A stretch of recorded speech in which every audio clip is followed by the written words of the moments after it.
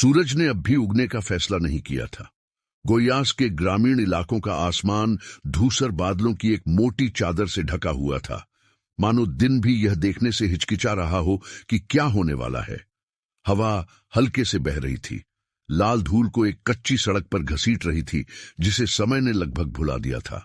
यह एक ऐसी जगह थी जहां सन्नाटे का एक शरीर था और खालीपन का एक आवाज, और वहां बिना किसी निशान और बिना किसी मंजिल वाली सड़क के बीचों बीच हेलेना खड़ी थी। 78 साल की थका हुआ शरीर, आंखों में एक खोई हुई सी नजर और एक व्हील चेयर जो अब परिवहन के साधन से ज्यादा एक सजा जैसी लग रही थी। हेलेना अटूट आस्था वाली महिला थी। दशकों तक उन्होंने एक दर्जी का काम किया और शहर के परिवारों के साधारण कपड़ों में सपने बुनती रहीं। उन्होंने अपने बेटे को अकेले ही कठोर हाथों और उदार हृदय से पाला। मार्सेलो उनकी युवावस्था का गौरव था। यही कारण था कि उन्हें पीठ दर्द और सूजे हुए हाथों की रातें सहन करनी पड़ती थीं। लेकिन समय, उस अदृश्य मूर्तिकार ने उस प्यारे लड़के को दुनिया के दबावों से कठोर होते हुए एक इंसान में बदल दिया। वह प्रेम जो कभी उन्हें जोड़ता था, अब एक दूर की याद बनकर रह गया था, जो जल्दबाजी और कृतज्ञता में खो गया था। दृश्य किसी भी आम सुबह की तरह शुरू हुआ। मार्सेलो चुपचाप गाड़ी चला रहा था। उसकी नजरें सड़क पर टिकी थीं। उसके बगल में ब्रूना, उसकी बेरहम पत्नी, तिरस्कार भरी नजरों से, उत्सुकता से अपनी बाहें क्रॉस किए खड़ी थी। पिछली सीट पर हेलेना खिड़की से क्षितिज को देख रही थी। उसने कभी सोचा भी नहीं था कि यह सफर उसके सारे ज्ञान का अंत होगा। कार का इंजन जरूरत से ज्यादा तेज गर्जना कर रहा था, मानो हवा में भरे तनाव को भांप रहा हो। उनमें से कोई भी नहीं बोला, बस बजरी पर पहियों की रगड़ और एक मां की बेचैन धड़कन की आवाज थी, जिसे कुछ गड़बड़ तो लग रही थी, पर अभी तक समझ नहीं आ रहा था कि क्या। मार्सेलो, हम कहां जा रहे हैं मेरे बेटे? उसने धीमी आवाज में अपनी चिंता छिपाने की कोशिश करते हुए पूछा। हेलेना अटूट आस्था वाली महिला थी।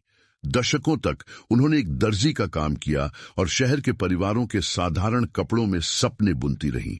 उन्होंने अपने बेटे को अकेले ही कठोर हाथों और उदार हृदय से पाला। मार्सेलो उनकी युवावस्था का गौरव था। यही कारण था कि उन्हें पीठ दर्द और सूजे हुए हाथों की रातें सहन करनी पड़ती थी। लेकिन समय, उस अदृश्य मूर्तिकार ने उस प्यारे लड़के को दुनिया के दबावों से कठोर होते हुए एक इंसान में बदल दिया। वह प्रेम जो कभी उन्हें जोड़ता था, अब एक दूर की याद बनकर रह गया था, जो जल्दबाजी और कृतज्ञता में खो गया था। दृश्य किसी भी आम सुबह की तरह शुरू हुआ। मार्सेलो चुपचाप गाड़ी चला रहा था। उसकी नजरें सड़क पर टिकी थीं। उसके बगल में ब्रूना, उसकी बेरहम पत्नी, तिरस्कार भरी नजरों से, उत्सुकता से अपनी बाहें क्रॉस की खड़ी थी। पिछली सीट पर हेलेना खिड़की से क्षितिज को देख रही थी। उसने कभी सोचा भी नहीं था कि यह सफर उसके सारे ज्ञान का अंत होगा। कार का इंजन जरूरत से ज्यादा तेज गर्जना कर रहा था, मानो हवा में भरे तनाव को भांप रहा हो। उनमें से कोई भी नहीं बोला, बस बजरी पर पहियों की रगड़ और एक मां की बेचैन धड़कन की आवाज थी, जिसे कुछ गड़बड़ तो लग रही थी, पर अभी तक समझ नहीं आ रहा था कि क्या। मार्सेलो, हम कहां जा रहे हैं मेरे बेटे? उसने धीमी आवाज में अपनी चिंता छिपाने की कोशिश करते हुए पूछा। उसने कोई जवाब नहीं दिया, बस स्टीयरिंग व्हील को कसकर पकड़े रहा और दूसरी तरफ देखने लगा। ब्रूना ने ही चुप्पी तोड़ी। आप जानती हैं कि अब सब खत्म हो गया है मिसेस हेलेना। हमारी भी अपनी जिंदगी है। अब कोई भी इस स्थिति को बर्दाश्त नहीं कर सकता, हेलेना ने गटकते हुए कहा। यह पहली बार नहीं था जब उसने ऐसा कुछ सुना था, लेकिन उन शब्दों की ठंडक में कुछ अलग ही बात थी। कार अचानक रुक गई। ब्रेक की आवाज हवा को चीरती हुई आ रही थी और सन्नाटा और भी घना हो गया। हेलेना ने खिड़की से बाहर देखा तो सिर्फ झाड़ियां, धूल और दूरियां दिखाई दी। न कोई घर, न लोगों का नामो निशान, बस एक बेरुखी की गूंज जो अब हकीकत बनने वाली थी। मार्सेलो कार से बाहर निकला, एक गहरी सांस ली और पिछला दरवाजा खोला। मां, क्या आप एक पल के लिए यहां आ सकती हैं? उसने कांपती आवाज में पूछा। हेलेना हिचकिचाई। उसके स्वर में कुछ था, अपराध बोध और दृढ़ निश्चय का मिश्रण। फिर भी उसे उस पर भरोसा था। उसने उसे नीचे उतारा, उन्हीं हाथों से सहारा दिया जिनसे बचपन में उसे सहारा मिला था। व्हील चेयर को ट्रंक से निकालकर यांत्रिक, लगभग निर्जीव देखभाल के साथ फर्श पर रख दिया गया। मार्सेलो, क्या हो रहा है? उसने अपने बेटे से नजरें मिलाने की कोशिश करते हुए पूछा। उसने नजरें फेर लीं, गहरी सांस ली और फुसफुसाया, मां, मैं अब और नहीं कर सकता। मुझे अब यह वजन नहीं चाहिए। ये शब्द किसी औरत के दिल में फेंके गए पत्थरों की तरह जमीन पर गिर पड़े। हेलेना को लगा जैसे दुनिया घूम रही है। उसकी सांसें गले में अटक रही हैं। जमीन उसके नीचे से खिसक रही है। वजन? उसने दोहराया। उसकी आवाज टूट रही थी। क्या मैं तुम्हारी जिंदगी का बोझ हूं मेरे बेटे? मार्सेलो जमीन की ओर देखने लगा। ब्रूना अधीर होकर कार से चिल्लाई, चलो मार्सेलो, इसे खत्म करो। उसने एक पल के लिए आंखें बंद कर लीं, मानो हिम्मत की भीख मांग रहा हो। फिर उसने धीरे से अपनी व्हील चेयर पीछे धकेली, 2 कदम दूर गया और बुदबुदाया, मां, मुझे माफ कर दो। दरवाजा पटकने की आवाज बिजली की तरह थी। कार तेजी से चली गई। धूल का एक ऐसा गुब्बार उड़ा जिसने हेलेना को पूरी तरह निगल लिया। वह वहीं खड़ी रही, समझ नहीं पा रही थी कि रोए या चीखे। हवा तेज चल रही थी और उसके साथ ही उसके मन में ये शब्द गूंज रहे थे, मुझे अब यह वजन नहीं चाहिए। उसने एक पल के लिए आंखें बंद कर लीं, मानो हिम्मत की भीख मांग रहा हो। फिर उसने धीरे से अपनी व्हील चेयर पीछे धकेली, 2 कदम दूर गया और बुदबुदाया, मां, मुझे माफ कर दो। सड़क का सन्नाटा अब चीख बन गया था। व्हील चेयर, जो उसकी सीमाओं का प्रतीक थी, अब अस्वीकृति का प्रतीक बन गई थी। उसने अपने हाथों को देखा जो समय के निशानों से घिरे थे, और याद आया वो सारे पल जब उसने अपने बेटे को अपनी ज्वरग्रस्त बाहों में थामा था। वो रातें जब वह जागती थी, वो साधारण जन्मदिन, उसकी खुशी के लिए दुआएं। और वहां अकेले में उसे एहसास हुआ, एक मां का प्यार दर्द तो सह सकता है, पर ठंडक नहीं समझ सकता। सड़क का सन्नाटा अब चीख बन गया था। व्हील चेयर, जो उसकी सीमाओं का प्रतीक थी, अब अस्वीकृति का प्रतीक बन गई थी। उसने अपने हाथों को देखा जो समय के निशानों से घिरे थे, और याद आया वो सारे पल जब उसने अपने बेटे को अपनी ज्वरग्रस्त बाहों में थामा था। वो रातें जब वह जागती थी, वो साधारण जन्मदिन, उसकी खुशी के लिए दुआएं। और वहां अकेले में उसे एहसास हुआ, एक मां का प्यार दर्द तो सह सकता है, पर ठंडक नहीं समझ सकता। हेलेना ने पुकारने की कोशिश की। उसने अपने बेटे का नाम जोर से पुकारा, लेकिन आवाज हवा में खो गई। आंसू धीरे धीरे धूल में मिल गए। हर गुजरते पल के साथ हकीकत और भी बेरहम होती जा रही थी। वह अकेली थी। कोई गाड़ी नहीं गुजरी, कोई इंसानी आवाज नहीं आई। बस पत्तों की सरसराहट और दूर से किसी चिड़िया का विलाप सुनाई दे रहा था जो उसके साथ रो रही थी। समय धीरे धीरे बीत रहा था। सूरज बादलों को चीरता हुआ लाल धरती पर अपनी धीमी किरणें बिखेर रहा था। हेलेना की सांसें तेज हो रही थी, गर्मी जोर पकड़ रही थी और डर हावी होने लगा था। सर, क्यों? वह धीरे से बोली। कोई जवाब नहीं आया, सिर्फ हवा की आवाज, मानो भगवान भी चुपचाप रो रहे हों। उसने आंखें बंद की और याद करने की कोशिश की कि वह वहां कैसे पहुंची थी।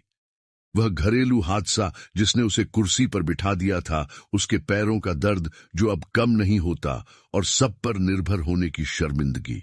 लेकिन उससे भी ज्यादा उसे याद आया नन्हा मार्सेलो आंगन में दौड़ता हंसता, उसका नाम पुकारता, मां देखो मैंने क्या किया।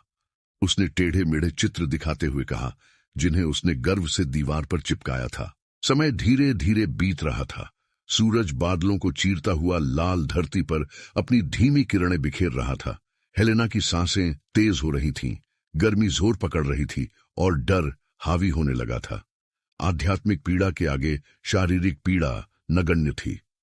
हेलेना ने आसमान की ओर देखा और आंखों से आंसू बहते हुए भी फुसफुसाते हुए कहा, सूरज ऊंचा चढ़ रहा था, गर्मी सता रही थी, उसकी प्यास बढ़ती जा रही थी। उसका शरीर आराम चाहता था, लेकिन उसका दिल विश्वास की भीख मांग रहा था। और यही विश्वास उसे कुर्सी के वजन, दर्द और अस्वीकृति के बावजूद आगे बढ़ने में मदद कर रहा था। हर बार जब टायर जमीन में धंसता, हेलेना को मार्सेलो के शब्द याद आते और उसके भीतर एक मौन शक्ति बढ़ती जाती, ये साबित करने की शक्ति कि वह अभी भी मूल्यवान है। हे प्रभु, यदि संसार ने मुझे भुला दिया है तो तू भी मुझे मत भूलना। पैरों में ताकत न होते हुए भी वह चलने लगी। पहियों को बड़ी मुश्किल से घुमा पा रही थी। उबड़ खाबड़ जमीन के कारण कुर्सी कांप रही थी, लेकिन हर मीटर चढ़ना एक प्रतिरोध का काम था। उसे न तो पता था कि वह कहां जा रही है, न ही उसे क्या मिलेगा, लेकिन वह जानती थी कि वह यहीं नहीं रुक सकती। सर, क्यों? वह धीरे से बोली। यह विरोधाभास असहनीय था। जिस लड़के ने कभी उसकी आखिरी सांस तक देखभाल करने का वादा किया था, वही अब उसे छोड़कर जा रहा था, मानो खुद पर से कोई बोझ उतार रहा हो। और उसी पल उसके अंदर कुछ बदल गया। निराशा और त्याग के बीच विश्वास की एक छोटी सी लौ जलने लगी। शायद यह उसकी जीवित रहने की प्रवृत्ति थी, शायद ईश्वर उसकी थकी हुई आत्मा में शक्ति का संचार कर रहा था।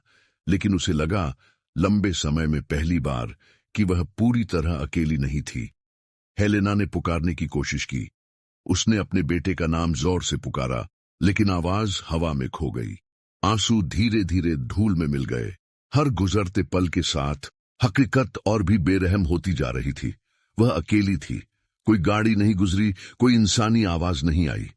बस पत्तों की सरसराहट और दूर से किसी चिड़िया का विलाप सुनाई दे रहा था, जो उसके साथ रो रही थी। यह विरोधाभास असहनीय था।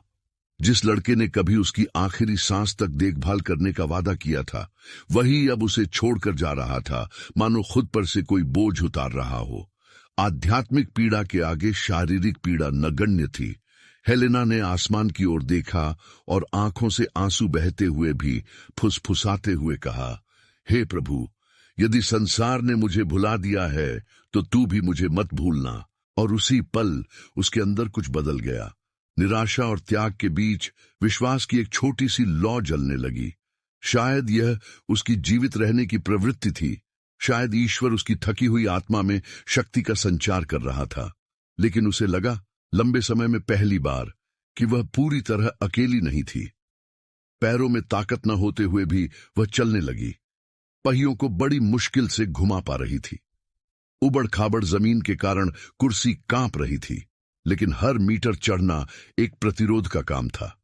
उसे न तो पता था कि वह कहां जा रही है, न ही उसे क्या मिलेगा, लेकिन वह जानती थी कि वह यहीं नहीं रुक सकती। सूरज ऊंचा चढ़ रहा था। गर्मी सता रही थी। उसकी प्यास बढ़ती जा रही थी। उसका शरीर आराम चाहता था, लेकिन उसका दिल विश्वास की भीख मांग रहा था। और यही विश्वास उसे कुर्सी के वजन, दर्द और अस्वीकृति के बावजूद आगे बढ़ने में मदद कर रहा था। हर बार जब टायर जमीन में धंसता, हेलेना को मार्सेलो के शब्द याद आते और उसके भीतर एक मौन शक्ति बढ़ती जाती, यह साबित करने की शक्ति कि वह अभी भी मूल्यवान है। सड़क पर एक मोड़ पर वह रुका। उसने क्षितिज की ओर देखा और दूर पेड़ों का एक समूह दिखाई दिया। शायद कोई घर था, कोई परछाई थी, उम्मीद की एक किरण। बस थोड़ी देर और, हेलेना, बस थोड़ी देर और, उसने खुद से मंत्र की तरह दोहराया। सूरज डूबने ही वाला था कि तभी उसने दूर एक चिमनी से धुआं उठता देखा। लकड़ी और पुराने छप्परों से बनी एक साधारण सी झोपड़ी। उसका दिल तेजी से धड़कने लगा। शायद वहां कोई होगा जो उसकी आवाज सुनेगा। लेकिन आगे बढ़ने से पहले उसने पीछे मुड़कर देखा। खाली सड़क अंतहीन लग रही थी, मानो परित्याग अब भी उसे देख रहा हो। और उस नजर में कुछ गहरा हुआ। 1000 टुकड़ों में बिखर चुका प्यार अब किसी और चीज में बदलने लगा, विश्वास में। सूरज डूबने ही वाला था कि तभी उसने दूर एक चिमनी से धुआं उठता देखा। लकड़ी और पुराने छप्परों से बनी एक साधारण सी झोपड़ी। उसका दिल तेजी से धड़कने लगा। शायद वहां कोई होगा जो उसकी आवाज सुनेगा। उसने गहरी सांस ली और हवा से फुसफुसाया। सड़क पर एक मोड़ पर वह रुका। उसने क्षितिज की ओर देखा और दूर पेड़ों का एक समूह दिखाई दिया। शायद कोई घर था, कोई परछाई थी, उम्मीद की एक किरण। बस थोड़ी देर और, हेलेना, बस थोड़ी देर और, उसने खुद से मंत्र की तरह दोहराया। हेलेना ने फिर अपनी दृष्टि आगे की ओर घुमाई और अंतिम प्रयास करते हुए पहियों को पुनः घुमा दिया। तुम मुझे यहीं छोड़ सकते हो मार्सेलो, लेकिन भगवान मुझे आगे ले जाएंगे। रास्ता अभी लंबा था और मंजिल अभी सामने आनी बाकी थी, लेकिन उसके भीतर कुछ पहले ही पुनर्जन्म ले चुका था। उसने गहरी सांस ली और हवा से फुसफुसाया, तुम मुझे यहीं छोड़ सकते हो मार्सेलो, लेकिन भगवान मुझे आगे ले जाएंगे। हवा ने हल्की सांस के साथ प्रतिक्रिया दी, धूल और सूखे पत्ते उड़ाए, मानो वादे की पुष्टि कर रही हो। हेलेना ने फिर अपनी दृष्टि आगे की ओर घुमाई और अंतिम प्रयास करते हुए पहियों को पुनः घुमा दिया। रास्ता अभी लंबा था और मंजिल अभी सामने आनी बाकी थी, लेकिन उसके भीतर कुछ पहले ही पुनर्जन्म ले चुका था। सूरज बहुत पहले ही डूब चुका था, अपने पीछे ठंडी हवा का एक निशान छोड़ गया था जो कच्ची सड़क पर किसी अदृश्य कंबल की तरह फैल गया था। रात चुपचाप और घनी हो गई, अपने साथ एक ठंडी हवा लेकर आई जो त्वचा को चुभ रही थी और जो कुछ खो गया था उसकी याद दिला रही थी। हेलेना धीरे धीरे आगे बढ़ रही थी, एक सहज विश्वास से प्रेरित, एक ऐसी नाजुक आशा जो मुश्किल से टिक पा रही थी, फिर भी राख के नीचे छिपे अंगारे की तरह उसके भीतर धड़क रही थी। कुर्सी का हर हिलना उसके थके हुए शरीर और मरने से इनकार करने वाली आत्मा के बीच एक संघर्ष था। तारों से ढका आसमान मानो चुपचाप इस औरत के अपने हाथों से अपनी किस्मत को आगे बढ़ाने के नाटक को देख रहा था। कई पल ऐसे भी आए जब उसने सोचा कि रुक जाओ, आंखें बंद कर लो और समय को अपने साथ ले जाने दो, लेकिन उसके अंदर कुछ, शायद जीवन भर की प्रार्थनाओं की गूंज उसे आगे बढ़ने पर मजबूर कर रहा था। ठंड बढ़ती जा रही थी और रास्ता अंतहीन लग रहा था। हवा अपने साथ जलती हुई लकड़ी की दूर की खुशबू ले जा रही थी, जो घर की गर्माहट भूल चुके किसी व्यक्ति के लिए लगभग पवित्र सुगंध थी। तभी हेलेना ने आवाज सुनी, एक हल्की चरमराहट, जैसे दरवाजा खुल रहा हो, आगे कहीं अंधेरे से आ रही थी। वह रुकी, गहरी सांस ली और चारों ओर देखा। पेड़ों के बीच रोशनी की एक छोटी सी किरण टिमटिमा रही थी। एक साधारण सी झोपड़ी जिसके चारों ओर सोती हुई मुर्गियां थीं और जिसकी चिमनी से धुआं आसमान में उठ रहा था। यह ऐसी जगह थी जिसे कोई भी यात्री नजरअंदाज कर देता, लेकिन हेलेना के लिए यह एक उम्मीद थी। दिल की धड़कन तेज होते हुए उसने अपनी कुर्सी के पहिए रोशनी की ओर घुमा दिए। हर मीटर उसे जीत जैसा लग रहा था। हवा का हर झोंका एक चुनौती। जमीन गीली थी, कीचड़ उसके टायरों से चिपका हुआ था, फिर भी वह चलती रही। जैसे जैसे वह करीब पहुंची, उसे बाहर एक औरत जलाऊ लकड़ी इकट्ठा करती दिखाई दी। शुभ संध्या, हेलेना ने धीमी आवाज में कहा। औरत चौंक कर मुड़ी। उसका चेहरा मौसम की मार से झुलसा हुआ था, उसके हाथ स्थिर थे, उसकी निगाहें शांत थीं। वह ऐना थी, सरल, स्वागत करने वाली, आत्मा वाली, ऐसी दयालुता से भरी जो घोषित नहीं होती, केवल प्रकट होती है। एक पल के लिए दोनों एक दूसरे को चुपचाप देखती रहीं। यह विरोधाभास लगभग प्रतीकात्मक था। एक औरत जिसने सब कुछ खो दिया था और दूसरी जिसके पास बहुत कम होते हुए भी देने के लिए प्यार था। हे भगवान, तुम्हें क्या हुआ? ऐना ने उसकी ओर दौड़ते हुए पूछा। हेलेना ने मुस्कुराने की कोशिश की, लेकिन उसके मुंह से कोई प्रतिक्रिया नहीं निकली। मेरा बेटा मुझे रास्ते में छोड़ गया। ये वाक्य हवा में ऐसे लटका रहा मानो हवा भी उसे सुनकर खामोश हो गई हो। ऐना की आंखें आश्चर्य से चौड़ी हो गईं और बिना कुछ सोचे उसने हेलेना के कंधे पर हाथ रख दिया। अंदर आओ, आओ, तुम इतनी ठंड में यहां बाहर नहीं रह पाओगी। बड़ी मुश्किल से उसने उसे प्रवेश द्वार की छोटी सी सीढ़ी पर चढ़ाया और उसे चिमनी तक ले गया। आग धीमी जल रही थी, जिससे मिट्टी की दीवारों पर नाचती हुई परछाइयां पड़ रही थीं। घर सादा था, बेहद कम फर्नीचर, मिट्टी का फर्श, कॉफी और जलाऊ लकड़ी की खुशबू। लेकिन वहां कुछ ऐसा था जो हेलेना ने बहुत दिनों से महसूस नहीं किया था, मानवीय गर्मजोशी। ऐना ने उसे एक घिसा हुआ कंबल ओढ़ाया, उसे गर्म चाय का एक मग दिया और चुपचाप उसके पास खड़ी रही। कभी कभी खामोशी शब्दों से ज्यादा दयालु होती है। आग छटक रही थी, हेलेना के थके हुए चेहरे पर सुनहरी झलकियां बिखेर रही थी। वह लपटों को ऐसे देख रही थी जैसे कोई लंबी सर्दी के बाद उसका दिल ढूंढ रहा हो। तुम्हारा नाम क्या है? ऐना ने पूछा। हेलेना। ठीक है श्रीमती हेलेना, आप यहीं आराम करेंगी। बाकी सब भगवान तय कर देंगे। वे सरल शब्द उसके भीतर मरहम की तरह गूंज उठे। इतने लंबे समय तक बोझ की तरह समझे जाने के बाद किसी ने उसे फिर से नाम से पुकारा, और उस छोटे से इशारे ने, जो सबसे गहरा था, उसे फिर से जगा दिया, अस्तित्व का एहसास। हेलेना। अगले दिन सन्नाटे और पुनर्निर्माण में बीते। हेलेना मुश्किल से बोल पाती थी, लेकिन एना शोक की घड़ी का सम्मान करती थी। मैं उसे गर्मागर्म सूप पिलाती, उसके बालों में कंघी करती और हर सुबह रोशनी आने के लिए खिड़की खोल देती। मानो मैं बिना शब्दों के कह रही थी कि जिंदगी में अभी भी नई शुरुआत की गुंजाइश है। ये वाक्य हवा में ऐसे लटका रहा, मानो हवा भी उसे सुनकर खामोश हो गई हो। एना की आंखें आश्चर्य से चौड़ी हो गईं और बिना कुछ सोचे उसने हेलेना के कंधे पर हाथ रख दिया। अंदर आओ, आओ, तुम इतनी ठंड में यहां बाहर नहीं रह पाओगी। तुम्हारा नाम क्या है? एना ने पूछा। अगले दिन सन्नाटे और पुनर्निर्माण में बीते। हेलेना मुश्किल से बोल पाती थी, लेकिन एना शोक की घड़ी का सम्मान करती थी। मैं उसे गर्मा गर्म सूप पिलाती, उसके बालों में कंघी करती और हर सुबह रोशनी आने के लिए खिड़की खोल देती। मानो मैं बिना शब्दों के कह रही थी कि जिंदगी में अभी भी नई शुरुआत की गुंजाइश है। रात में वे दोनों चिमनी के पास बैठती। आग एक प्रतीक बन गई थी, नई शुरुआत की लौ, वह मानवीय ऊष्मा जो मृत प्रतीत होने वाली चीजों में फिर से जान डाल देती थी।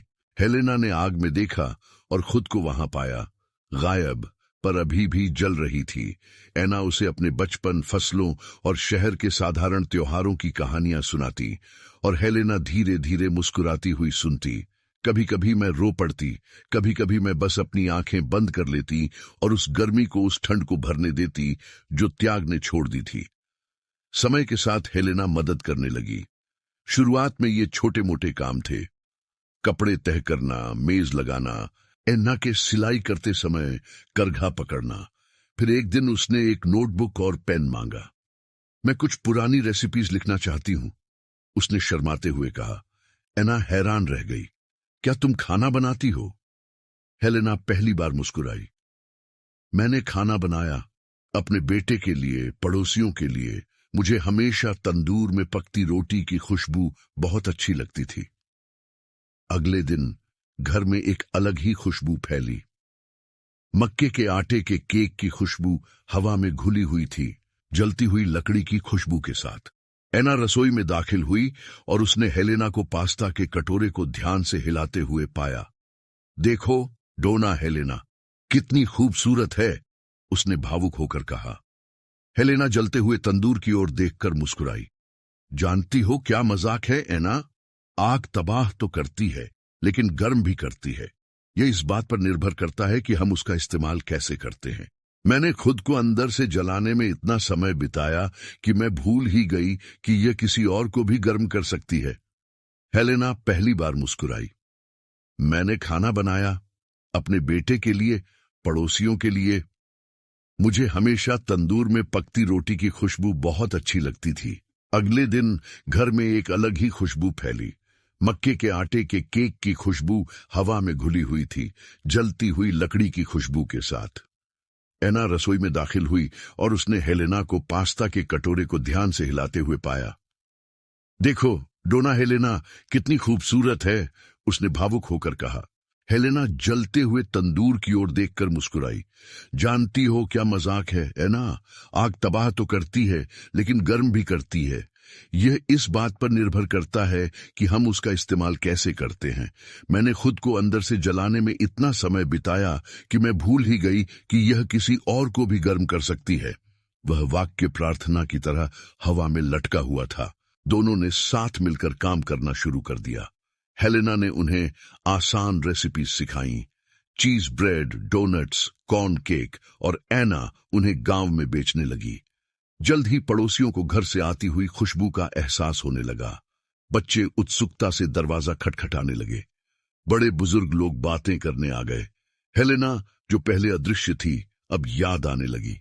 एक दिन एक पड़ोसी कुछ पुराना कपड़ा सिलवाने के लिए लाया।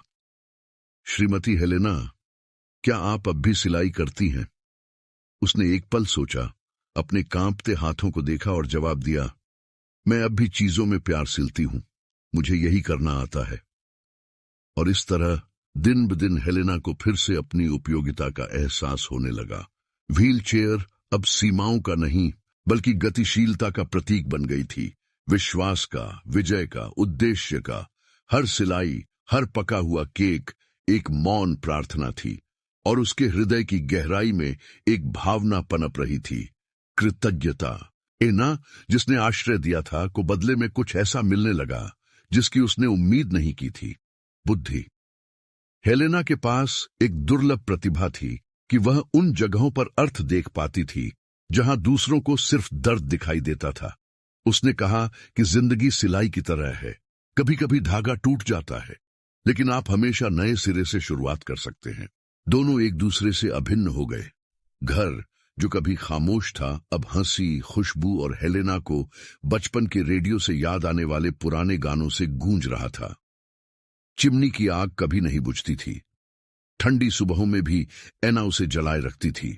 वह कहती थी कि आग घर की आत्मा है और उस लौ में ईश्वर का वास है। एक रात जब बाहर तेज हवा चल रही थी, हेलेना आग में घूरते हुए फुसफुसाई, जानती हो एना, जब उसने मुझे उस रास्ते पर छोड़ा था तो मुझे लगा था कि मेरी कहानी खत्म हो गई, लेकिन लगता है भगवान ने कहानी का लेखक ही बदल दिया। एना मुस्कुराई, उसका हाथ छुआ और बोली, ईश्वर बहुत सुंदर लिखता है डोना हेलेना। कभी कभी वह बस हमारे रोने का इंतजार करता है ताकि वह वाक्य जारी रख सके। वे दोनों चुपचाप बैठे नाचती लपटों को देख रहे थे और उस पल बाहर की दुनिया दूर दूर तक फैली हुई लग रही थी। सड़क, परित्याग, क्रूर शब्द, सब कुछ मानो चिमनी की गर्म लौ में विलीन हो गया हो। हेलेना लोगों को आकर्षित करने लगी। युवा उसकी सलाह सुनने आते, महिलाएं व्यंजन विधियां पूछती, बच्चे उसकी कहानियों से मंत्रमुग्ध हो जाते। जिस महिला को दुनिया भूल चुकी थी, वह धीरे धीरे उस गांव का दिल बन गई। उसका नाम गांव वासियों के बीच फैल गया, आस्थावान महिला, वे कहते थे। एक रात जब बाहर तेज हवा चल रही थी, हेलेना आग में घूरते हुए फुसफुसाई, जानती हो एना, जब उसने मुझे उस रास्ते पर छोड़ा था तो मुझे लगा था कि मेरी कहानी खत्म हो गई, लेकिन लगता है भगवान ने कहानी का लेखक ही बदल दिया। दोनों एक दूसरे से अभिन्न हो गए। घर जो कभी खामोश था अब हंसी, खुशबू और हेलेना को बचपन के रेडियो से याद आने वाले पुराने गानों से गूंज रहा था। चिमनी की आग कभी नहीं बुझती थी। ठंडी सुबहों में भी एना उसे जलाए रखती थी। वह कहती थी कि आग घर की आत्मा है और उस लौ में ईश्वर का वास है। एना मुस्कुराई, उसका हाथ छुआ और बोली, ईश्वर बहुत सुंदर लिखता है डोना हेलेना। कभी कभी वह बस हमारे रोने का इंतजार करता है ताकि वह वाक्य जारी रख सके। उसने एक पल सोचा, अपने कांपते हाथों को देखा और जवाब दिया, मैं अब भी चीजों में प्यार सिलती हूं, मुझे यही करना आता है। एना, जिसने आश्रय दिया था, को बदले में कुछ ऐसा मिलने लगा जिसकी उसने उम्मीद नहीं की थी, बुद्धि। हेलेना के पास एक दुर्लभ प्रतिभा थी कि वह उन जगहों पर अर्थ देख पाती थी जहां दूसरों को सिर्फ दर्द दिखाई देता था। उसने कहा कि जिंदगी सिलाई की तरह है, कभी कभी धागा टूट जाता है, लेकिन आप हमेशा नए सिरे से शुरुआत कर सकते हैं। एक सुबह खिड़की खोलकर हेलेना ने देखा कि खेत खिले हुए हैं, सूरज धरती को सुनहरा बना रहा है और हवा पत्तों से खेल रही है। और वहां हल्के मन से उसे एहसास हुआ, जिस त्याग ने उसे कभी बर्बाद कर दिया था वही अब उसे एक नई शुरुआत की ओर ले जाने वाला रास्ता बन गया है। एक सुबह खिड़की खोलकर हेलेना ने देखा कि खेत खिले हुए हैं, सूरज धरती को सुनहरा बना रहा है और हवा पत्तों से खेल रही है। और वहां हल्के मन से उसे एहसास हुआ, जिस त्याग ने उसे कभी बर्बाद कर दिया था वही अब उसे एक नई शुरुआत की ओर ले जाने वाला रास्ता बन गया है। दर्द का रास्ता उसे आशा के घर तक ले गया और दुनिया द्वारा भुला दी गई महिला को स्वर्ग ने याद कर लिया। वो सुबह जब सन्नाटा एकांत से बनता था अब बहुत पहले जा चुकी थी। अब जैसे जैसे सूरज पहाड़ियों के पीछे उगता, एना का छोटा सा घर उन आवाजों से भर जाता जो मानो हेलेना के भाग्य के लिए एक नया राग रच रही हों। आग की चटकती आवाज, आटे का गूंथना, प्रार्थनाओं की बुदबुदाहट, वही आग जो कभी दर्द और बर्बादी का प्रतीक थी, अब एक नए घर का धड़कता हुआ दिल बन गई थी। पुरानी ईंटों से बना सादा चूल्हा वह वेदी बन गया था जहां रोजाना जीवन का पुनर्निर्माण होता था। वहां हेलेना न सिर्फ आटा और खमीर जमा करती थी, बल्कि अपनी स्वस्थ आत्मा के टुकड़े भी जमा करती थी। हर रोटी जो सुनहरी और गर्म निकलती थी, एक रोजाना चमत्कार थी, उस ईश्वर को एक मौन भेंट जिसने उसे शर्म के रास्ते से हटाकर आशा के रास्ते पर ला खड़ा किया था। गोयास के ग्रामीण इलाकों की सड़कों पर कभी भुला दिया गया एना का घर अब एक मिलन स्थल बन गया था। लोग दूर दूर से आते थे, सड़क पर फैली खुशबू से खिंचे चले आते थे। मक्के की रोटी की मीठी सुगंध और क्षमा की सुगंध। कोई निशान नहीं था, कोई विज्ञापन नहीं था, बस एक अफवाह थी कि एक औरत रहती है जो सिर्फ रोटी नहीं बनाती, वह आत्माओं को पुनर्जीवित करती है। हेलेना हमेशा की तरह जल्दी उठ गई। पैरों में कोई संवेदना न होते हुए भी उसने अपनी कुर्सी को सटीकता से घुमाना सीख लिया। रसोई में लगभग काव्यात्मक फुर्ती से घूम रही थी। उसने अपना एप्रन पहना, अपना सिर पर स्कार्फ बांधा और मुस्कुराई। एना पहले से ही जानती थी कि इसका क्या मतलब है। दिन शुरू हो गया था और उसके साथ ही मिशन भी।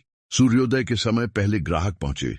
हाथ में पुआल की टोपी लिए एक आदमी, गोद में बच्चे को लिए एक मां और उत्सुक युवा लोग उस औरत के बारे में कहानियां सुन रहे थे जिसे उसके बेटे ने त्याग दिया था और जिसे ईश्वर ने फिर से जिंदा किया। पहले तो हेलेना को इस नाम की फुसफुसाहट सुनकर शर्मिंदगी महसूस हुई, लेकिन समय के साथ उसे समझ आ गया। अतीत अब एक जख्म नहीं रहा, यह एक गवाही बन गया था। सुप्रभात श्रीमती हेलेना, मैं हमेशा की तरह ब्रेड लेने आया हूं, श्रीमान एम्ब्रोसियो ने मुस्कुराते हुए कहा। यह अभी ओवन से निकल रहा है मिस्टर एम्ब्रोसियो, गर्मागर्म, बिल्कुल वैसा जैसा आपको पसंद है। सुप्रभात श्रीमती हेलेना, मैं हमेशा की तरह ब्रेड लेने आया हूं, श्रीमान एम्ब्रोसियो ने मुस्कुराते हुए कहा। यह अभी ओवन से निकल रहा है मिस्टर एम्ब्रोसियो, गर्मागर्म, बिल्कुल वैसा जैसा आपको पसंद है। और जब वह आदमी चला जाता तो वह रोटी से उठती भाप को ऐसे देखती मानो शरीर में प्राण लौट रहे हों। उसने यही किया। उसने उस चीज में जान फूंक दी जिसे दुनिया भूल चुकी थी। लेकिन सब कुछ आसान नहीं था।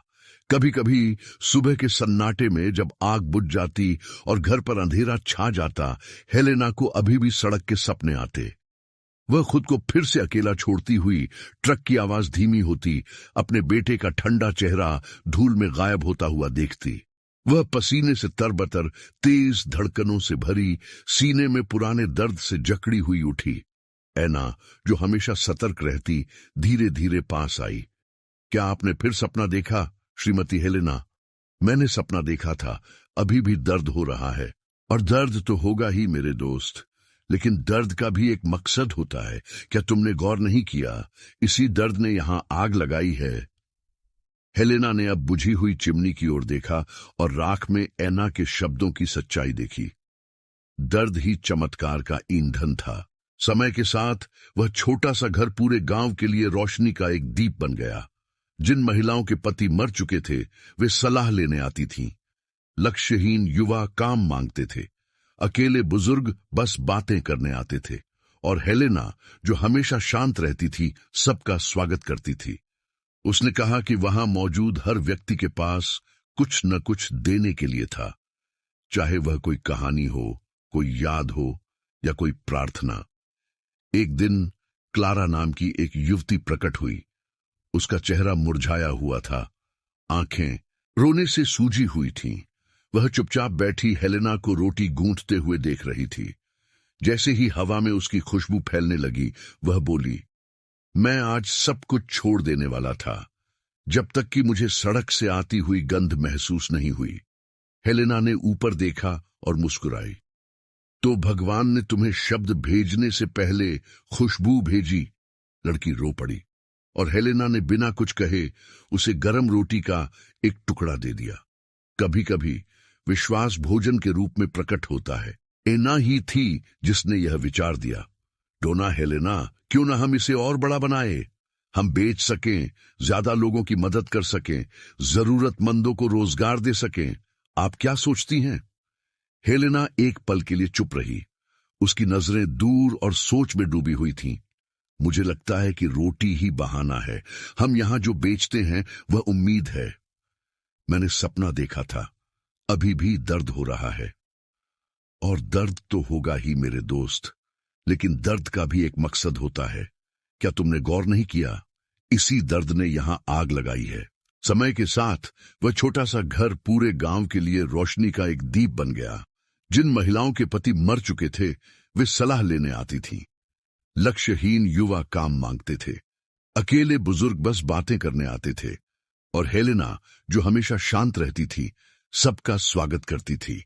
उसने कहा कि वहां मौजूद हर व्यक्ति के पास कुछ न कुछ देने के लिए था, चाहे वह कोई कहानी हो, कोई याद हो या कोई प्रार्थना।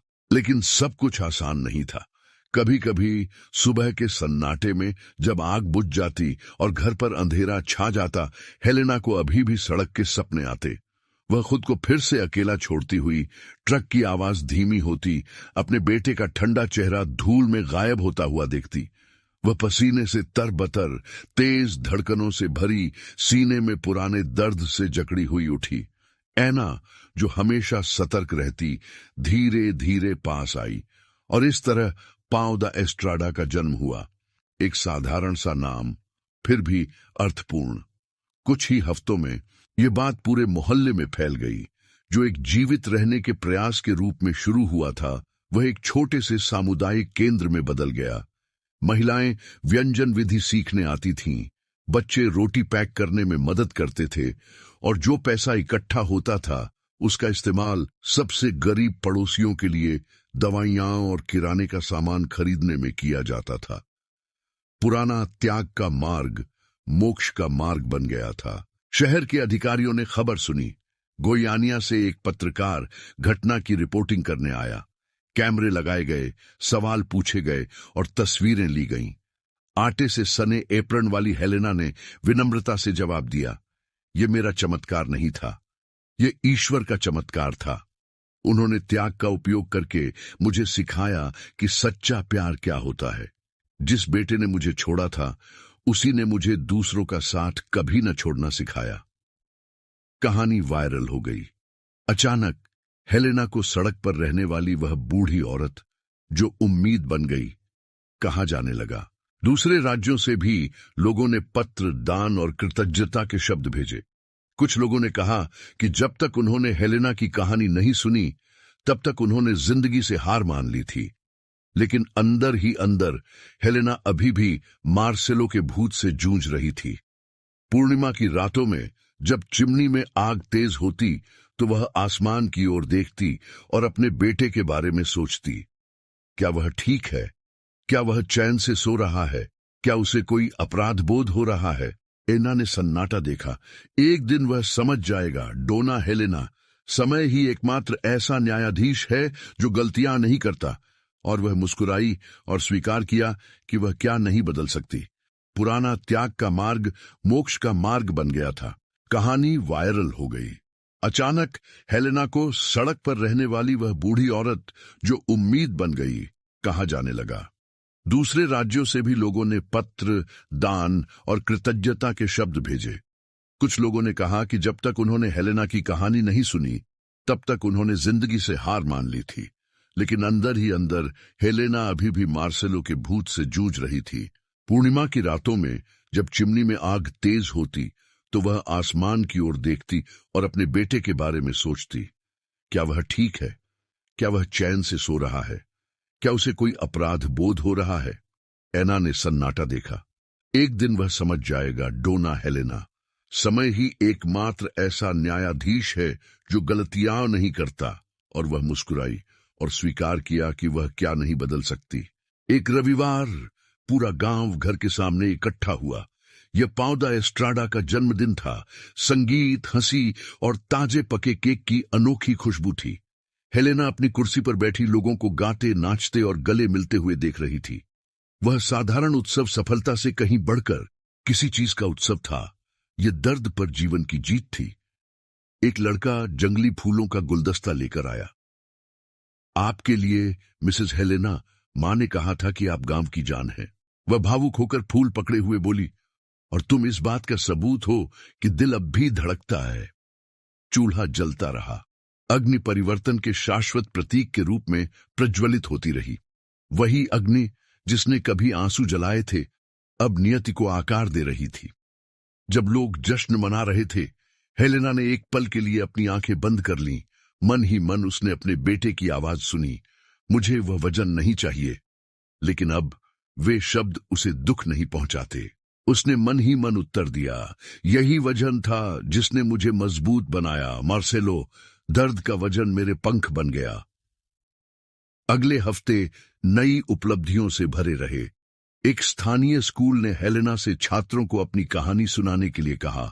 उसने थोड़ी शर्मिंदगी के साथ हामी भर दी, लेकिन जब उसने बोलना शुरू किया तो कुछ हुआ। शब्द सहजता से प्रवाहित हो रहे थे और प्रत्येक वाक्य दिव्य ज्ञान से ओतप्रोत लग रहा था।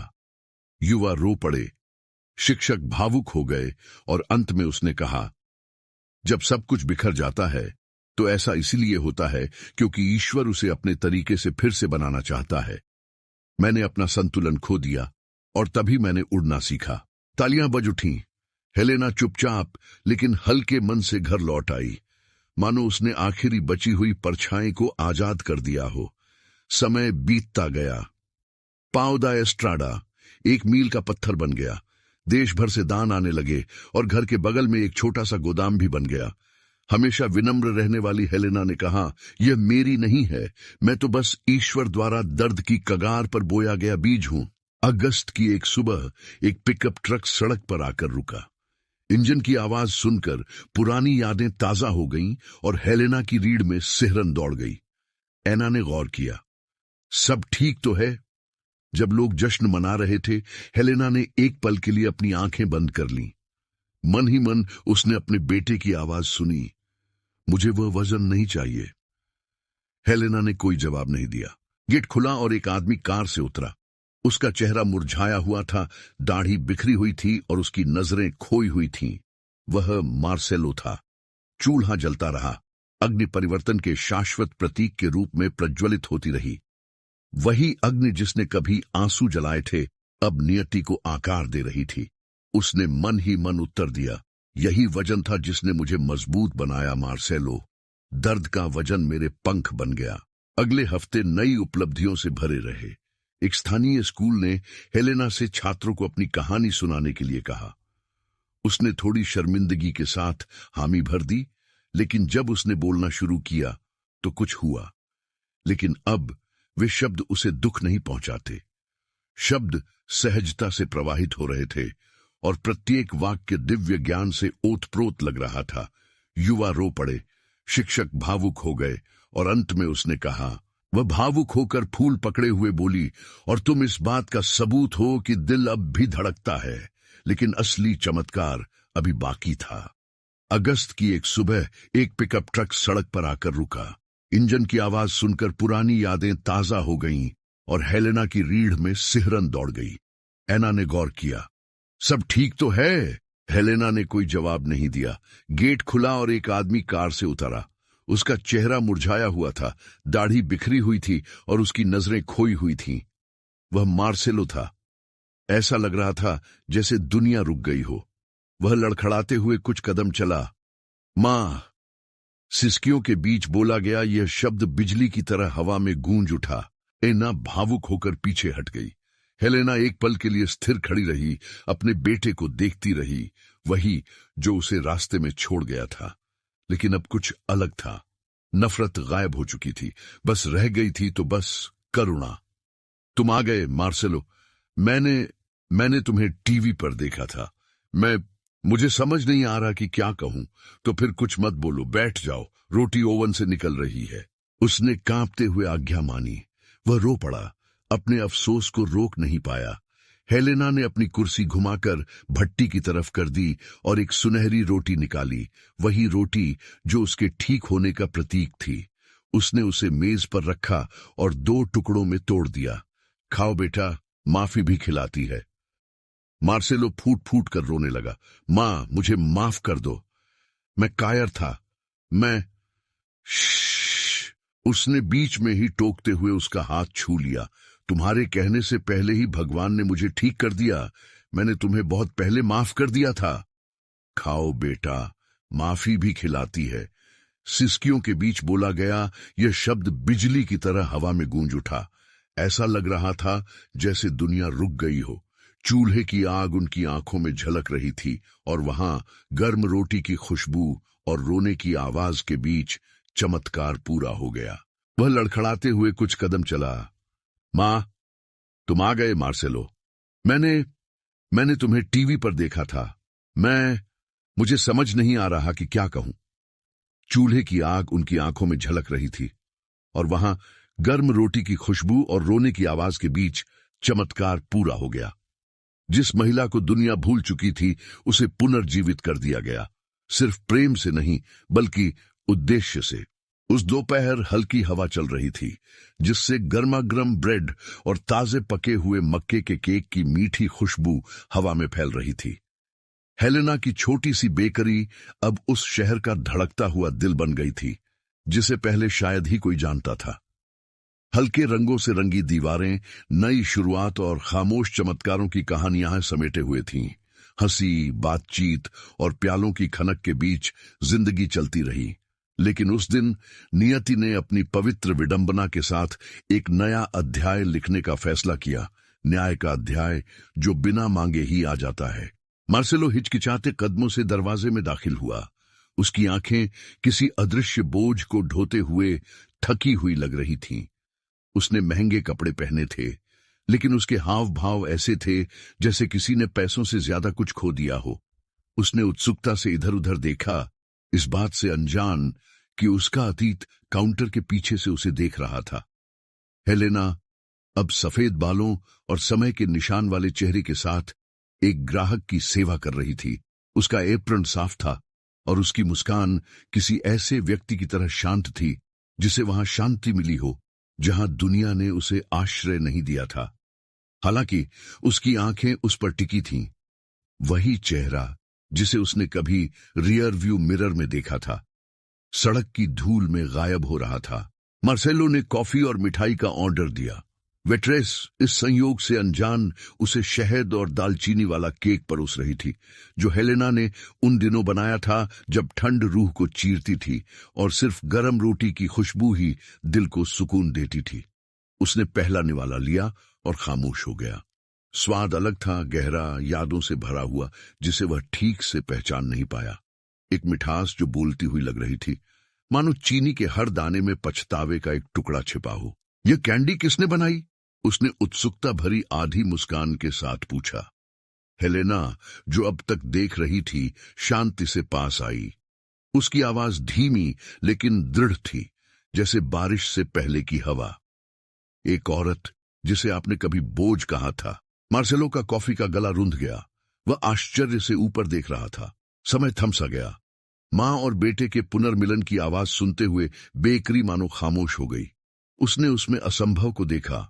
वह औरत जिसे उसने सड़क पर धूल और आंसुओं से लथपथ छोड़ दिया था, अब उसके सामने गरिमा और प्रकाश से लदी हुई।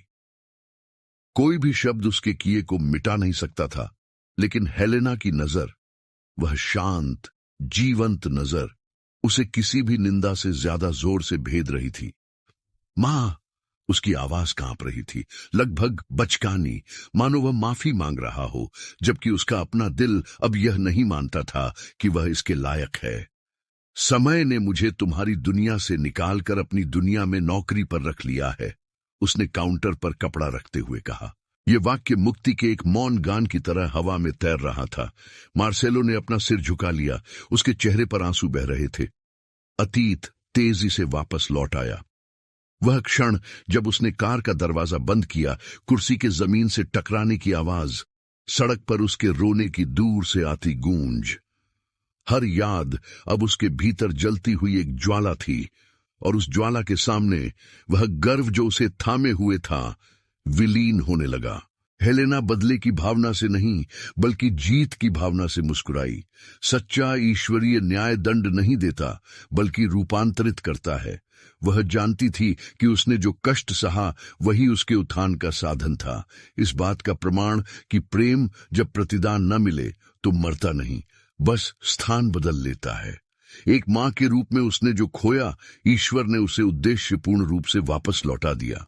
मार्सेलो ने बोलने की कोशिश की, लेकिन शब्द उसके मुंह से निकल गए। अपराध बोध का दर्द बहुत गहरा था और समय ने बेरहमी से उसे उस त्याग को फिर से लिखने का मौका ही नहीं दिया। फिर भी हेलेना उसके पास आई और उसके सामने एक प्लेट में केक का एक और टुकड़ा रख दिया। खाओ मेरे बेटे, कभी कभी माफी की शुरुआत सच्चाई के स्वाद से होती है। इस साधारण से इशारे ने बची खुची सुरक्षा व्यवस्था को भी ध्वस्त कर दिया। जो बेटा कभी जिम्मेदारी से कतराता था, अब पछतावे का बोझ महसूस कर रहा था। उनके बीच का सन्नाटा घना था, लेकिन पवित्र भी। ऐसा सन्नाटा जो तभी होता है जब आत्मा अपनी गलती स्वीकार करती है। हेलेना काउंटर पर वापस आ गई और दूसरे ग्राहकों को खाना परोस रही थी, जबकि मार्सेलो वहीं स्थिर खड़ा उस जिंदगी को देख रहा था जिसे उसने फिर से संवारा था। अंदर आने वाला हर व्यक्ति प्यार से उसका अभिवादन करता और उसे डोना हेलेना दा एस्ट्राडा कहकर पुकारता, एक ऐसी महिला जिसकी मुश्किलों पर जीत की कहानी ने पूरे शहर को प्रेरित किया। मार्सेलो चुपचाप देखता रहा। उसे एहसास हुआ कि जिसे उसने त्याग दिया था, वह प्रेम और विश्वास का प्रतीक बन गई थी। अब वह वो थी जो वह कभी नहीं था, आजाद। पूरी बेकरी एक हल्की रोशनी में नहाई हुई लग रही थी। सूरज की रोशनी खिड़की से अंदर आ रही थी, डिस्प्ले केस के शीशों पर पड़ रही थी, जहां ब्रेड और पेस्ट्री भाग्य को दिए गए छोटे छोटे प्रसाद की तरह चमक रहे थे। दालचीनी और खमीर की खुशबू ताजे फूलों की खुशबू के साथ मिलकर उसे याद दिला रही थी कि जीवन त्याग के बाद भी अभी भी खिल रहा है। हेलेना ने खिड़की से बाहर देखा और एक पल के लिए उसने अपने द्वारा अनुभव की गई हर चीज के बारे में सोचा। सड़क की ठंड, निराशा की रात, ऐना के घर में चिमनी की गर्मी। अब सब कुछ समझ में आ गया। चक्र पूरा हो गया था। मार्सेलो खड़ा हुआ, अपना चेहरा पोंछा और उसके पास चला गया। मां, मेरे पास कोई बहाना नहीं है। मैं कायर था। मैं यहां रहने के लायक नहीं हूं। हेलेना ने उसे प्यार भरी नजरों से देखा। हां, जरूर, हर किसी को दूसरा मौका मिलना चाहिए, लेकिन जिंदगी मेरे बेटे हमेशा वैसा मौका नहीं देती जैसा हम सोचते हैं। वह शर्म और कृतज्ञता से अभिभूत होकर अपना सिर नीचे झुका लिया। मैंने तुम्हें कई बार ढूंढा था, उसने अपने अपराध बोध को कम करने के प्रयास में लगभग फुसफुसाते हुए झूठ बोला।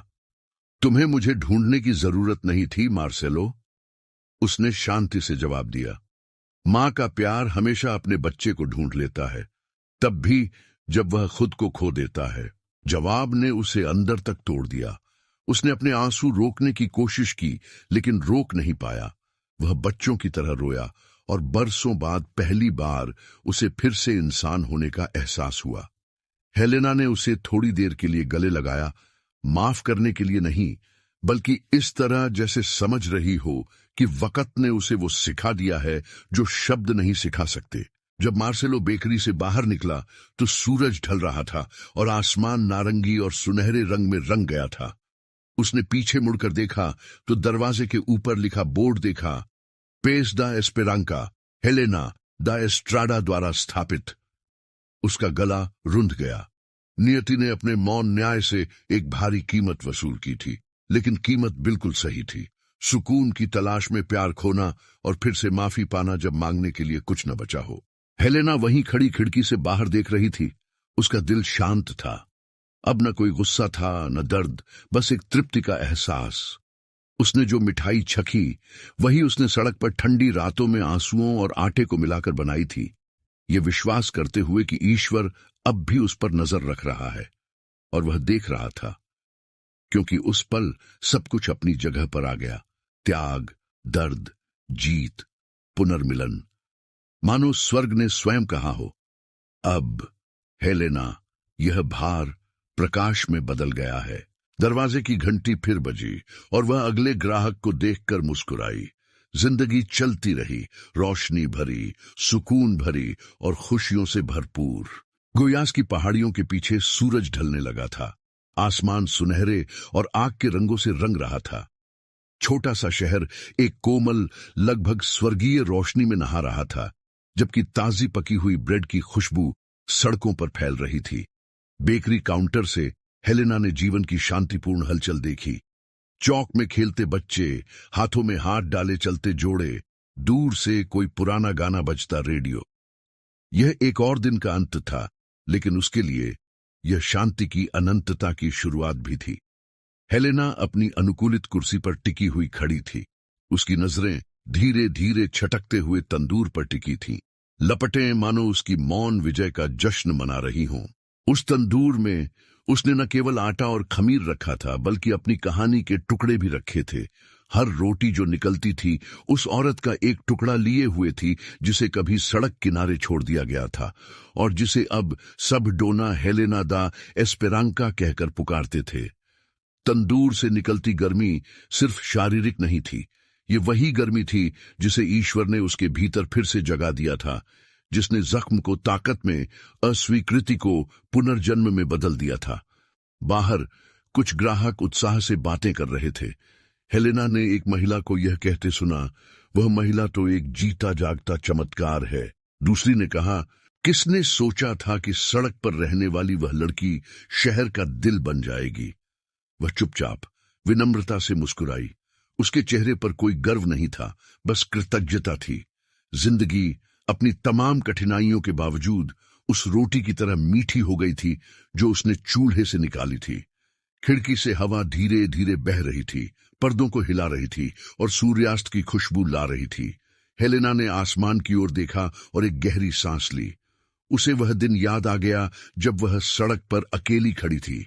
अपने ही खून के विश्वासघात से उसका दिल टूट गया था।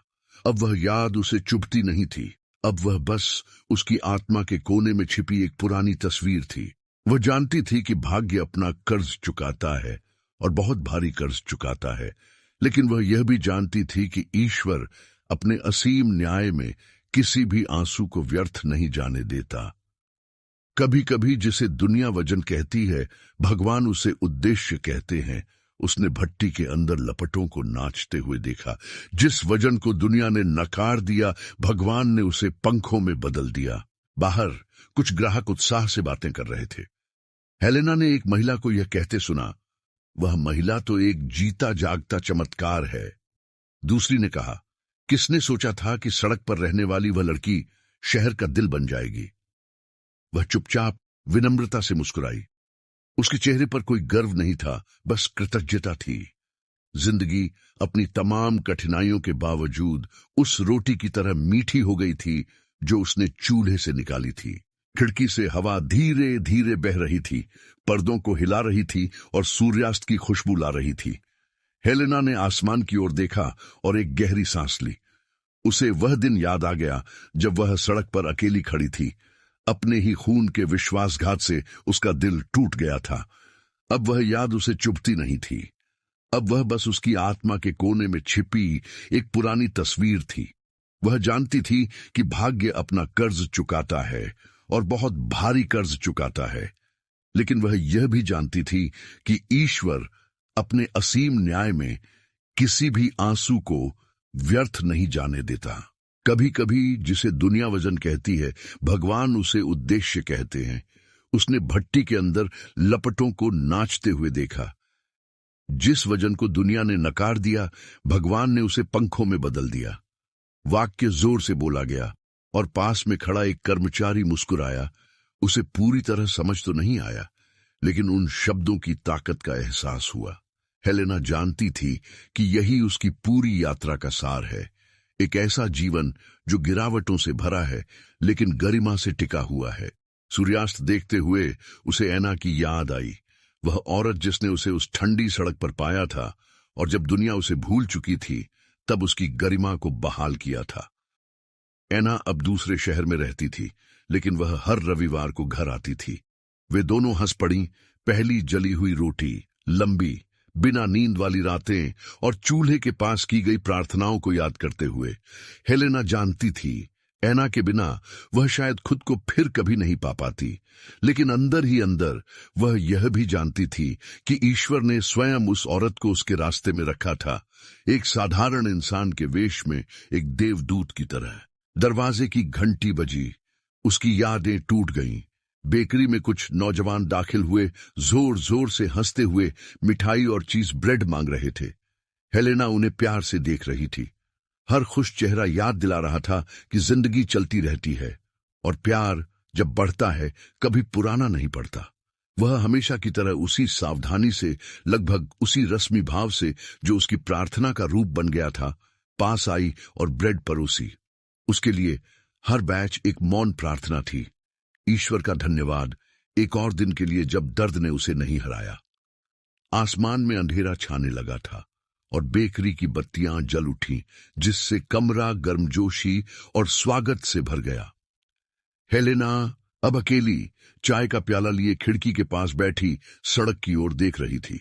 शहर जल्दी सो रहा था, लेकिन उसे सन्नाटा अच्छा लग रहा था। यही वह पल था जब वह बिना किसी शब्द के ईश्वर से बात कर सकती थी।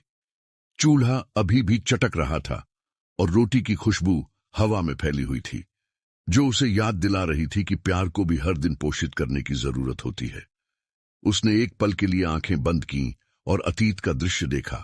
कार दूर जा रही थी, धूल उड़ रही थी, उसका दिल टूट रहा था। लेकिन इस बार यादें प्रकाश में विलीन हो गई। हेलेना समझ गई कि क्षमा का मतलब भूल जाना नहीं है, बल्कि दर्द को बिना चोट पहुंचाए उसे देखने का है। और इस तरह वह पूरी तरह से आजाद हो गई। बाहर एक सफेद तितली खिड़की के शीशे पर आकर बैठी। वह मुस्कुराई। वह समझ गई कि इसका क्या मतलब है, मानो स्वर्ग स्वयं पुष्टि कर रहा हो गया, इतिहास लिख दिया गया है, न्याय हो गया है। वाक्य जोर से बोला गया और पास में खड़ा एक कर्मचारी मुस्कुराया। उसे पूरी तरह समझ तो नहीं आया, लेकिन उन शब्दों की ताकत का एहसास हुआ। हेलेना जानती थी कि यही उसकी पूरी यात्रा का सार है, एक ऐसा जीवन जो गिरावटों से भरा है लेकिन गरिमा से टिका हुआ है।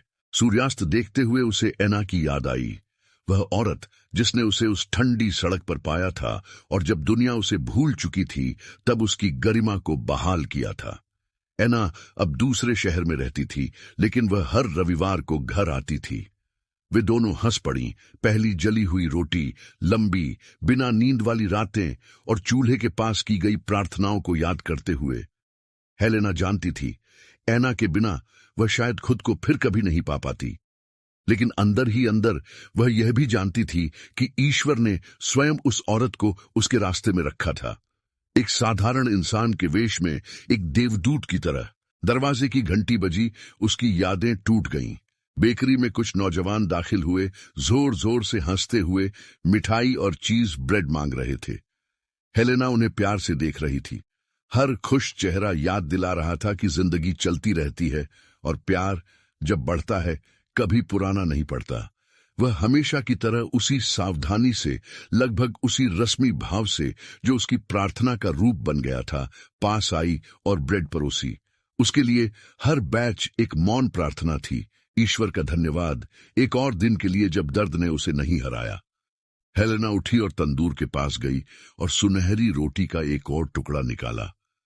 भाप उठ रही थी और गर्मी ने कमरे को मानो आलिंगन में ले लिया था। हर रोटी किसी बड़ी चीज का प्रतीक थी, जीवन चक्र, अच्छाई की वापसी, प्रेम का गुणन। वही आग जो कभी अस्वीकृति के नरक का प्रतीक थी, अब वह वेदी थी जहां वह ईश्वरीय कृपा का उत्सव मनाती थी। वह तंदूर उसका मंदिर था और रोटी सृष्टिकर्ता को उसका अर्पण। आंसू चुपचाप बह रहे थे, उदासी के नहीं बल्कि संतुष्टि के। उसने ऊपर देखा और फुसफुसाया, प्रभु, आपका धन्यवाद कि आपने त्याग को अंत नहीं बनने दिया। मेरे रेगिस्तान को बगीचे में और मेरे दर्द को रोटी में बदलने के लिए धन्यवाद। घड़ी में 7 बज गए। हेलेना ने आग बुझाई और दरवाजे की ओर चल पड़ी। बाहर सड़क लगभग खाली थी। वह खिड़की के फ्रेम से टिक कर खड़ी हो गई और क्षितिज पर सूरज की आखिरी किरण को गायब होते हुए देखने लगी। आकाश मानो उसके ऊपर झुक गया हो, मानो ईश्वर उसे अपनी रोशनी की चादर से ढक रहे हों। यह एक साधारण दिन का अंत था, लेकिन एक नए दौर की शुरुआत भी। एक ऐसा समय जब अतीत अब भारी नहीं रहा और भविष्य में केवल शांति का वादा छिपा था। घड़ी में 7 बज गए। हेलेना ने आग बुझाई और दरवाजे की ओर चल पड़ी। बाहर सड़क लगभग खाली थी। वह खिड़की के फ्रेम से टिककर खड़ी हो गई और क्षितिज पर सूरज की आखिरी किरण को गायब होते हुए देखने लगी। आकाश मानो उसके ऊपर झुक गया हो, मानो ईश्वर उसे अपनी रोशनी की चादर से ढक रहे हो। ये एक साधारण दिन का अंत था, लेकिन एक नए दौर की शुरुआत भी। एक ऐसा समय जब अतीत अब भारी नहीं रहा और भविष्य में केवल शांति का वादा छिपा था। सन्नाटे में मानो उसकी अंतरात्मा की आवाज बोल रही हो, भाग्य तो चुकाता है पर ईश्वर उसे वापस लौटा देता है। और हेलेना समझ गई कि हर आंसू, हर क्षति और हर अस्वीकृति एक आदर्श योजना का हिस्सा थी। मार्सेलो, वह बेटा जिसने उसे त्याग दिया था, भी इसी योजना का हिस्सा था। उसने पश्चाताप की फसल काटी थी और उसने मुक्ति की। दोनों को वही मिला जो उन्होंने बोया था। ईश्वरीय न्याय कभी असफल नहीं होता, यह बस खिलने के लिए सही समय का इंतजार करता है। हवा फिर चली और पर्दा हिल गया। हेलेना को अपनी त्वचा पर एक मीठी सी सिहरन महसूस हुई और एक पल के लिए उसे लगा जैसे उसने कोई मधुर आवाज सुनी हो, किसी पुराने प्यार की दूर से गूंजती हुई। शायद उसकी अपनी आत्मा उसे बता रही हो कि वह आखिरकार आजाद हो गई है। वह मुस्कुराई, आंखें बंद की और एक गहरी सांस ली। हवा में गर्मा गर्म रोटी और उम्मीद की खुशबू थी। उस पल सब कुछ अपनी जगह पर आ गया। त्याग, रास्ता, चिमनी, चूल्हा, पुनर्मिलन, क्षमा, यह जीवन का पूरा चक्र था। पतन, सीख और उत्थान। हेलेना समझ गई थी कि उसे बदला लेने की नहीं, बस विश्वास की जरूरत है। दुनिया उसे बोझ कहती थी, लेकिन ईश्वर ने उसे आधार बनाया। दुनिया ने उसे ठुकरा दिया, लेकिन स्वर्ग ने उसे चुना। बेकरी की बत्तियां बंद करने से पहले उसने एक बार फिर ओवन की तरफ देखा, जहां आखिरी रोटी अभी भी धीरे धीरे भूरी हो रही थी। लौ शांति से नाच रही थी, उसकी आंखों में किसी जीवंत तारे की तरह प्रतिबिंबित हो रही थी। और एक शांत मुस्कान के साथ हेलेना ने रात की अपनी आखिरी प्रार्थना बुदबुदाई, प्रभु, मुझे यह दिखाने के लिए धन्यवाद कि प्रेम कभी पुराना नहीं पड़ता और क्षमा करना सबसे बड़ा चमत्कार है जिसे हृदय अनुभव कर सकता है। दरवाजे की घंटी हवा में हल्के से झूल रही थी। एक मधुर, लगभग स्वर्गीय ध्वनि निकल रही थी। हेलेना ने बत्तियां बुझा दी और चूल्हे से आती रोशनी ने एक पल के लिए उसके चेहरे को रोशन कर दिया। एक ऐसी औरत का चेहरा जिसने दर्द तो चखा था, लेकिन विश्वास से पोषित थी। बाहर आकाश पूरी तरह से अंधेरा हो गया और पहले तारे दिखाई दिए। ऐसा लगा मानो पूरा ब्रह्मांड उस आत्मा के प्रति श्रद्धा से नतमस्तक हो गया हो, जिसने प्रेम से त्याग पर और करुणा से क्रूरता पर विजय प्राप्त की थी। क्योंकि आखिरकार जिंदगी हमेशा वही लौटाती है जो दिल देता है। और उसका दिल, जो कभी सड़क पर छूट गया था, अब हर आने जाने वाले के रास्ते में एक अखंड ज्योति की तरह चमक रहा था। हाँ, भाग्य ने अपना कहर बरपाया था, लेकिन ईश्वर ने अपनी असीम दयालुता से सब कुछ बहाल कर दिया। यदि हेलेना के साहस ने आपके दिल को छुआ है, तो टिप्पणियों में विपरीत परिस्थितियों पर विजय पाने के अपने अनुभव साझा करें, वीडियो को लाइक करें और सब्सक्राइब करें, ताकि आप ऐसी और कहानियां न चूकें जो यह साबित करती हैं कि भाग्य उन लोगों को पुरस्कृत करता है जो विश्वास बनाए रखते हैं। बेकरी की बत्तियां बंद करने से पहले उसने एक बार फिर ओवन की तरफ देखा, जहां आखिरी रोटी अभी भी धीरे धीरे भूरी हो रही थी। लौ शांति से नाच रही थी, उसकी आंखों में किसी जीवंत तारे की तरह प्रतिबिंबित हो रही थी। और एक शांत मुस्कान के साथ हेलेना ने रात की अपनी आखिरी प्रार्थना बुदबुदाई,